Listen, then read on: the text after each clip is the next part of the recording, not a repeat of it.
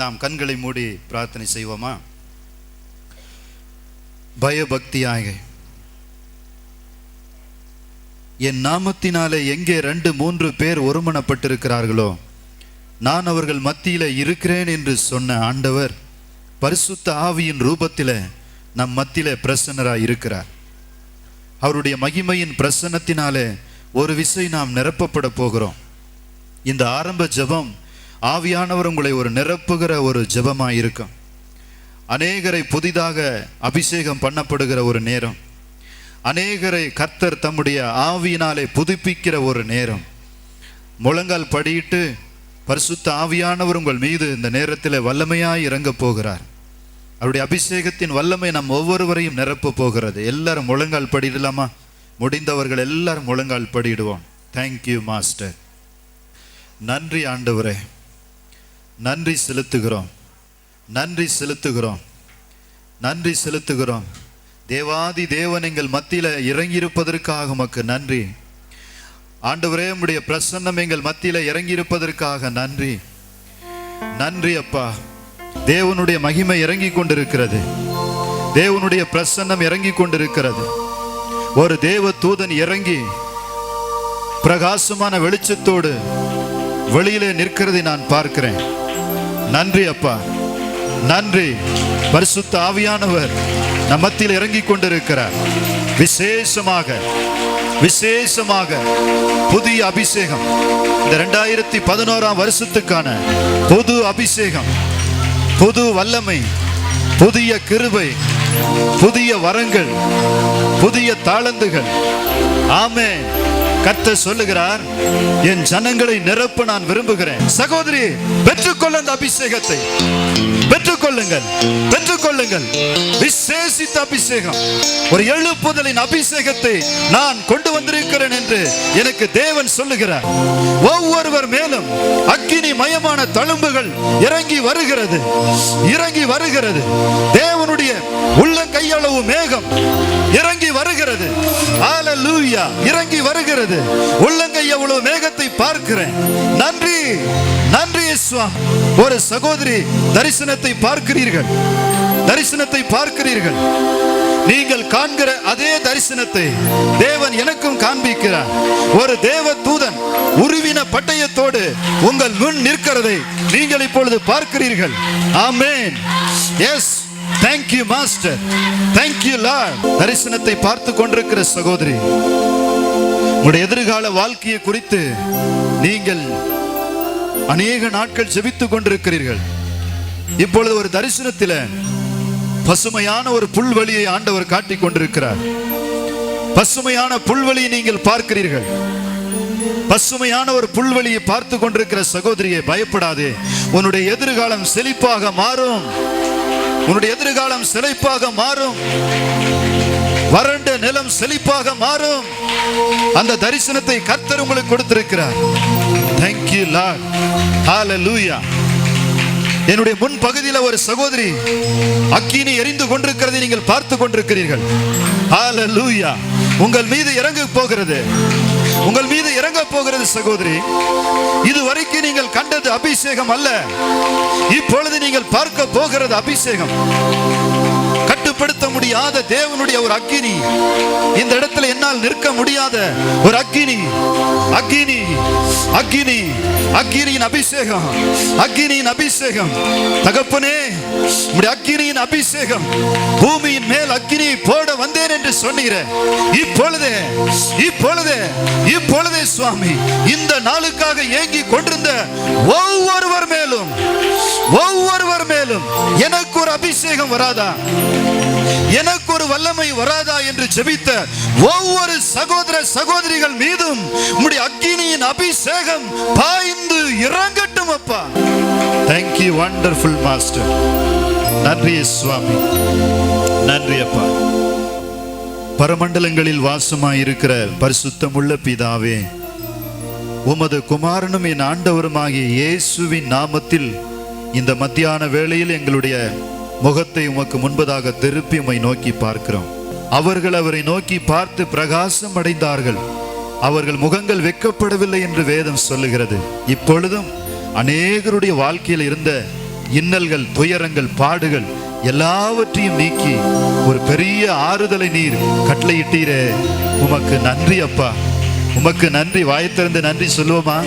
ஒரு கிருபை இறங்கினதற்காக நன்றி, உன் பிரசன்னம் இறங்கினதற்காக நன்றி, நீர் இறங்கி வந்திருப்பதற்காக நன்றி. இந்த நாளிலும் நான் வந்து உம்முடைய சிலுவையின் நிழலில் ஒளிந்து கொள்ளுகிறேன். நீர் வெளிப்படுவீராக, நான் மறைந்து கொள்ளுகிறேன். இயேசுவின் நாமத்தில் ஜெபிக்கிறோம் பிதாவே, ஆமென், ஆமென். இன்றைக்கு நம்முடைய தியானத்திற்காக சங்கீதங்களின் புஸ்தகம் 103ஆம் அதிகாரத்தில் 3வது வசனத்தை 4வது வசனத்தை நாம் வாசிப்போம். அவர் உன் அக்கிரமங்களை எல்லாம் மன்னித்து உன் நோய்களை எல்லாம் குணமாக்கி 4 உன் பிராணனை அழிவுக்கு விலக்கி மீட்டு உன்னை கிருபையினாலும் இரக்கங்களினாலும் முடிசூட்டி. 3வது வசனத்தில் எனக்கு தேவன் பேசும்படி சொன்ன வார்த்தைகளை நாம் சுருக்கமாக தியானித்து, ஆண்டவர் சொன்னார், என் ஜனங்கள் அநேகர் கட்டுகளோடு வந்திருக்கிறார்கள், இன்றைக்கு நான் அவர்களை விடுதலையாக்க வேண்டும். சிலருடைய வாழ்க்கையில தீராத வியாதிகளோடு வந்திருக்கிறார்கள், அவர்களை நான் சுகமாக்க வேண்டும். எனவே நீ என்னுடைய சமூகத்தில் ஜெபிக்க வேண்டும் என்று கர்த்தர் எனக்கு சொல்லியிருக்கிறபடினால் இந்த வசனத்தை மிக வேகமாக நாம் சுருக்கமாக தியானித்து நாம் கருத்தாய் உங்களுக்காக தேவ சமூகத்தில் ஜெபிக்க போகிறோம். நாம் வாசித்த வசனத்தில் 3 விதமான காரியங்களை பற்றி இங்கே வேதம் சொல்லுகிறது. இந்த வசனத்தை எல்லாரும் நாம் வாசித்திருக்கிறோம். பரம்பரையாய் நாம் கர்த்தருடைய பிள்ளைகளாய் இருக்கிறவர்கள் மனப்பாடமாக நமக்கு தெரியும். இந்த வசனத்தை பல முறை நாம் வாசித்திருக்கிறோம். இந்த வசனத்தினுடைய பின்னணி என்ன, இந்த வசனத்தினுடைய தாக்கம் என்ன, கர்த்தர் நம்மோடு இந்த வசனத்தை கொண்டு என்ன பேசுகிறார் என்று நாம் வேதத்திலிருந்து தியானிக்கும் பொழுது மிக சுருக்கமாக கர்த்தருடைய வசனத்தை நாம் உன்னிப்பாய் கவனிப்போம். வேதம் சொல்லுகிறது, அவர் உன் அக்கிரமங்களை எல்லாம் மன்னித்து உன் நோய்களை எல்லாம் குணமாக்கி என்ற 3வது வசனத்திலே நாம் வாசிக்கிறோம். 4வது வசனத்திலே உன் பிராணனை அழிவுக்கு விலக்கி காப்பாற்றுகிறார் என்று வசனம் சொல்லுகிறது. அவர் உன் அக்கிரமங்களை எல்லாம் மன்னித்தார். இயேசு கிறிஸ்து நமக்கு சம்பாதித்து கொடுத்த அநேக ஆசீர்வாதங்கள் உண்டு. சிலுவையில் நம்முடைய ஆண்டவர் நமக்காக சம்பாதித்த அநேக கிருபைகள் உண்டு, அநேக ஆசீர்வாதங்கள் உண்டு, அநேக நன்மைகள் உண்டு, அநேக பொக்கிஷங்கள் உண்டு. வேதம் சொல்லுகிறது, எபேசியருக்கு எழுதின நிருபம் 1ஆம் அதிகாரத்தில் 3வது வசனத்தை வாசிப்போம். நம்முடைய கர்த்தராகிய இயேசு கிறிஸ்துவின் பிதாவாகிய தேவனுக்கு ஸ்தோத்திரம். அவர் கிறிஸ்துவுக்குள் உன்னதங்களிலே ஆவிக்குரிய சகல ஆசீர்வாதத்தினாலும் நம்மை ஆசீர்வதித்திருக்கிறார். ஆவிக்குரிய சகல ஆசீர்வாதங்களாலும் தேவன் நம்மை ஆசீர்வதித்து, தேவன் நம்மை ஆசீர்வதித்து. கொஞ்சம் சந்தேகம், தேவனுடைய பிள்ளைகளுக்கு தேவனை குறித்ததான விஷயங்களில் ஏராளமான சந்தேகங்கள் உண்டு. சில வசனங்களை நாம் மனப்பாடமாக சொல்லி கொண்டிருக்கிறபடினால் சில நேரங்களில் அதை மாற்றி சொல்லுகிற ஒரு பழக்கம் உண்டு. வேதம் சொல்லுகிறது, ஆவிக்குரிய உன்னதங்களில் இருக்கிற சகல ஆசீர்வாதத்தினாலும் தேவன் நம்மை ஆசீர்வதித்து இருக்கிறார். கொஞ்சம் சந்தேகம் இல்லை அதுல? கொஞ்சம் யாராவது சத்தம் பண்ணி கொஞ்சம் வாசிங்க, அப்பதான் நம்ம ஆட்களுக்கு கொஞ்சம் அது ஞாபகம் வரும்னு நினைக்கிறேன். ஆவிக்குரிய சகல ஆசீர்வாதத்தினாலும் நம்மை ஆசீர்வதித்திருக்கிறார். தேவன் நம்மை ஆசீர்வதித்து விட்டார். தேவன் நம்மை ஆசீர்வதித்து விட்டார். கொஞ்சம் சொல்லுங்களேன், தேவன் நம்ம என்ன பண்ணியிருக்காரு? ஆசீர்வதித்து விட்டார். ஆசீர்வதித்திருக்கிறாரா? நிறைய பேருக்கு ஆசீர்வாதம்னா என்ன தெரியுமா? கடன் பிரச்சனையோடு இருக்கக்கூடாது, நல்ல கை நிறைய சம்பாதிக்கணும், பிள்ளைகளுக்கெல்லாம் நல்ல காரியங்கள்லாம் செய்யணும். இந்த மாதிரி கண்ணுக்கு தெரிகிற ஃபைனான்சியல் ஒரு டெவலப்மெண்ட்டை தான் ஜனங்க என்ன நினச்சிட்டு இருக்காங்க? ஆசீர்வாதமாக நினச்சிட்டு இருக்காங்க. அதுவும் கூட ஒரு ஆசீர்வாதம் தான். ஆனால் தேவன் இதை காட்டிலும் மேன்மையான ஆசீர்வாதங்களை நமக்காக சிலுவையில் சம்பாதித்து கொடுத்தார். அதில் நிறைய வசனங்களை அதை குறித்து வேதம் சொல்லுகிறது. உன்னதங்களில் இருக்கிற சகல ஆசீர்வாதத்தினாலும் தேவன் நம்மை ஆசீர்வதித்து விட்டார். இருக்கிறார் அப்படின்னா எந்த காலம்? என்ன காலங்க தமிழ்ல? நிகழ்காலமா, எதிர்காலமா, என்ன காலம்? என்ன காலங்க? மாத்தி சொல்றீங்களே, என்னது? யாரும் சத்தமா சொன்னாங்களே, பாஸ்ட் டென்ஸ், கடந்த காலம். ஐயா ஆசிரியரா இருந்திருப்பாங்கன்னு நினைக்கிறேன், சரியா சொல்றாங்க. கடந்த காலம் ஆசீர்வதித்து விட்டார். அப்ப இனி ஒரு ஆசீர்வாதம் புதுசா நமக்கு கேட்டுக்கிட்டே இருக்கிறோம் இல்லையா? சுவாமி எங்களை ஆசீர்வதியும் ஆசீர்வதியும் ஆசீர்வதியும் ஆசீர்வதியும் ஜெபம் பண்ணிட்டே இருக்கோம். உலகம் அழிய போகுது, சுவாமி சீக்கிரமா வருகிறேன் என்று சொல்லியிருக்கிறார். தேவன் ஏற்கனவே சிலுவையில் நமக்காக கொடுத்த இந்த மேன்மையான ஆசீர்வாதங்களை நாம் எங்க கொண்டு போய் போடுறது? என்ன ஆசீர்வாதங்களை நமக்கு அவர் கொடுத்திருக்கிறார்?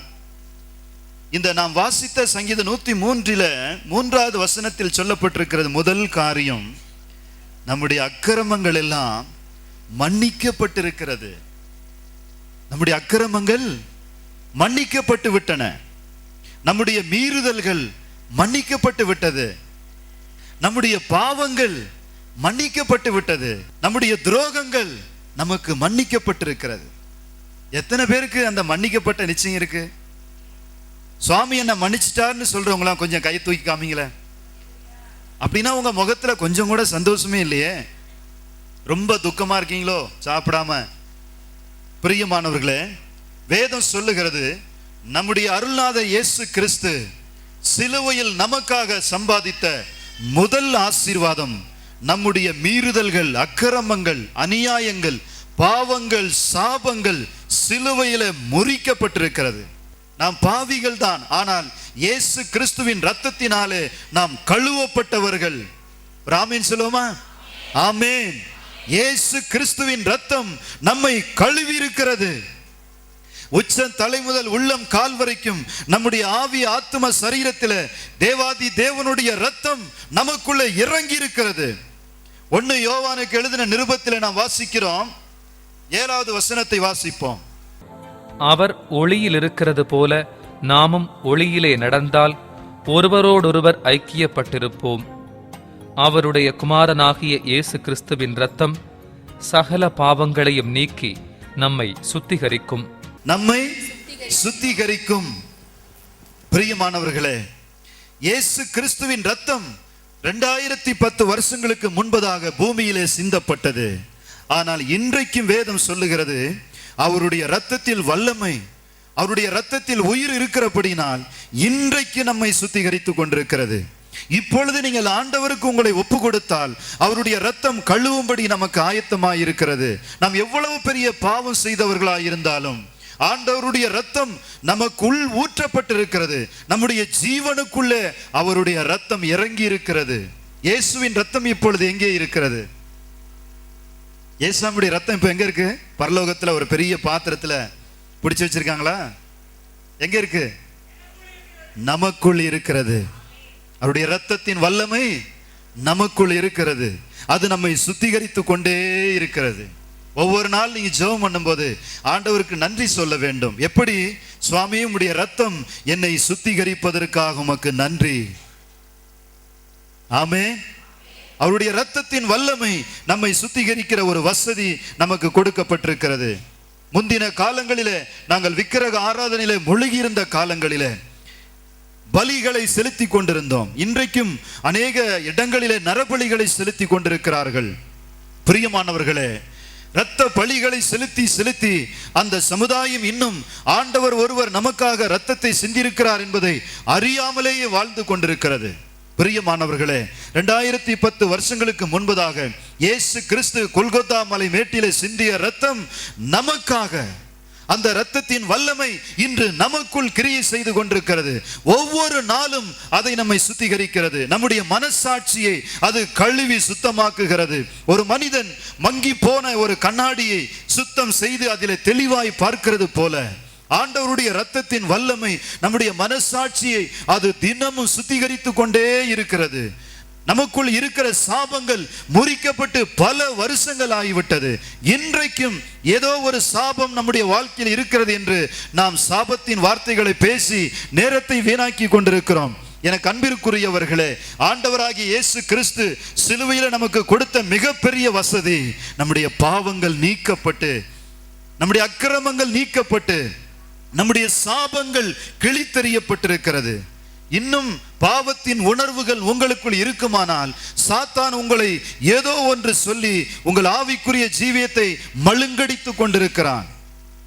நீ இன்னும் பாவிதான், இன்னும் பாவிதான் என்று உன்னை குத்தி குத்தி காண்பிப்பதற்காகவே அவன் உனக்குள்ளே கிரியை செய்கிறான். நீ சொல்ல வேண்டும், ஆண்டவராகிய இயேசு எனக்காக மரித்ததினால் நான் பாவத்திலிருந்து நான் மீண்டு வந்திருக்கிறேன் என்று சொல்லுங்க. ஆமென்.